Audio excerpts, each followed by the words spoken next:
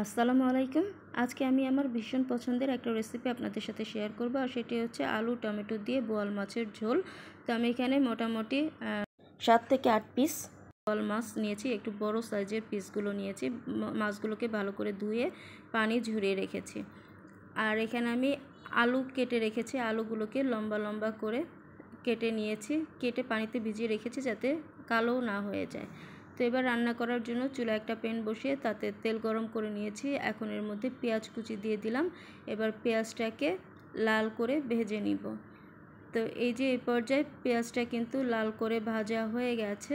তো পেঁয়াজ বেরেস্তা করে নিলাম। তো বেরেস্তাটাকে এর থেকে আর বেশি ভাজবো না, তাহলে আবার বেরেস্তাটা পুড়ে কালো হয়ে যাবে। তো আমি এবার এটাকে তুলে একটা সাইড করে রেখে দিচ্ছি। এবার সেই তেলের মধ্যে আরও কিছুটা তেল অ্যাড করে এর মধ্যে দিয়ে দিলাম পেঁয়াজ বাটা। এবার পেঁয়াজটাকে জাস্ট হালকা একটু ভেজে নিব যতক্ষণ পর্যন্ত পেঁয়াজের কাঁচা গন্ধটা চলে না যাবে।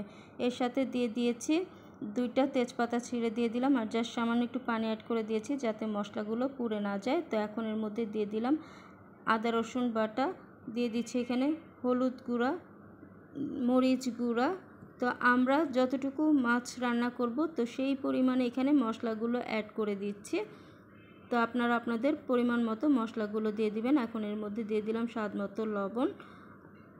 এবার মশলাটাকে ভালো করে কিছু সময় কষিয়ে নিব।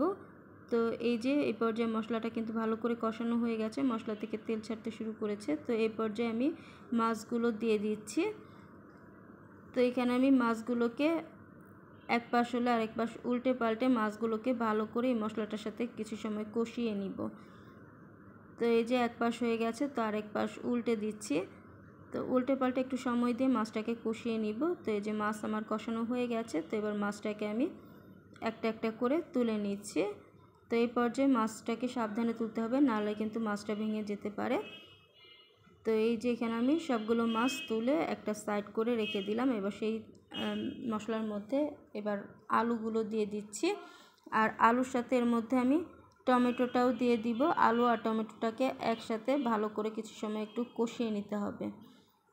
তো মশলা কষানোর সময় যদি টমেটোটা দিয়ে দেন তাহলে টমেটোটা কিন্তু গলে যায়, আর মশলার সাথে মিশে গেলে সেই পর্যায়ে কিন্তু এই মাছের তরকারিটা খেতে বেশি ভালো লাগে। তো এই যে পর্যায়ে কিন্তু আমার টমেটোটা গলে গেছে, আর এই যে আলুটাও কিন্তু ভালো করে কষানো হয়ে গেছে। তো এখন এর মধ্যে ঝোলের জন্য পানি অ্যাড করে দিচ্ছি। তো আমরা যতটুকু ঝোল রাখবো তো সেই অনুপাতে একবারে পানিটা দিয়ে দিচ্ছি। তো আপনারা যতটুকু ঝোল খাবেন তো সেই অনুপাতে পানিটা অ্যাড করে দিবেন। তো এবার এর মধ্যে মাছগুলো দিয়ে দিচ্ছি, যে মাছগুলোকে আগে কষিয়ে তুলে রেখেছিলাম। তো মাছগুলো দিয়ে জাস্ট একটু হালকা হাতে নেড়ে চেড়ে মিশিয়ে দিচ্ছি। তো আমার কাছে মনে হয়েছে পানির পরিমাণটা একটু কম হয়েছে, তো এখানে আরেকটু পানি অ্যাড করে দিলাম। তো এবার এটা বলক আসা পর্যন্ত অপেক্ষা করব। তো এই যে এই পর্যায়ে ঝোলটাতে বলক চলে এসেছে, আর ঝোলটা কিন্তু বেশ খানিকটা শুকিয়ে এসেছে, আর ঝোলটা অনেকটাই ঘন হয়ে এসেছে। তো এই পর্যায়ে আমি এর মধ্যে কয়েকটি কাঁচামরিচ ফালি অ্যাড করে দিলাম, আর কাঁচামরিচটা আপনারা যতটুকু ঝাল খাবেন তো সেই অনুপাতে অ্যাড করে দিবেন। তো এবার ঝোলটা আরেকটু শুকানো পর্যন্ত অপেক্ষা করব। তো এই যে এই পর্যায়ে ঝোলটা কিন্তু বেশ খানিকটা শুকিয়ে এসেছে। তো একদম শেষের দিকে আমি এর মধ্যে যে পেঁয়াজ বেরেস্তাটা করে রেখেছিলাম তো সেই পেঁয়াজ বেরেস্তাটা দিয়ে দিলাম। দিয়ে এবার একটু জাস্ট হালকা হাতে একটু নেড়ে চেড়ে দিব। আর আমার রান্নাটা প্রায় শেষের দিকে, একদম শেষ পর্যায়ে এর মধ্যে দিয়ে দিচ্ছি ভাজা জিরা গুঁড়া। আর এই ভাজা জিরা গুঁড়াটা দিলে এর টেস্টটা আরও বহুগুণে বেড়ে যাবে। আর জিরা গুঁড়াটা দেওয়ার পর আর খুব বেশি সময় কিন্তু এটা রান্না করব না, জাস্ট 1 মিনিটের মতো একটু রান্না করে আমি এটাকে নামিয়ে নিব। তো এই যে আমার রান্নাটা হয়ে গেছে। তো আমি এই পর্যায়ে চুলাটা অফ করে দিয়েছি। এবার আমি এটাকে একটা সার্ভিং প্লেটে সার্ভ করে দিয়েছি। তো তৈরি হয়ে গেছে আলু টমেটো দিয়ে বোয়াল মাছের ঝোল।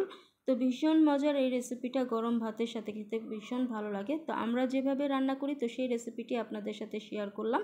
তো আশা করছি আমার আজকের এই রেসিপিটি আপনাদের ভালো লেগেছে। যদি ভালো লাগে তাহলে অবশ্যই আপনার ফ্রেন্ডস অ্যান্ড ফ্যামিলির সাথে শেয়ার করবেন। তাহলে আজকে এই পর্যন্ত, সবাই ভালো থাকবেন। আল্লাহ হাফেজ সবাইকে।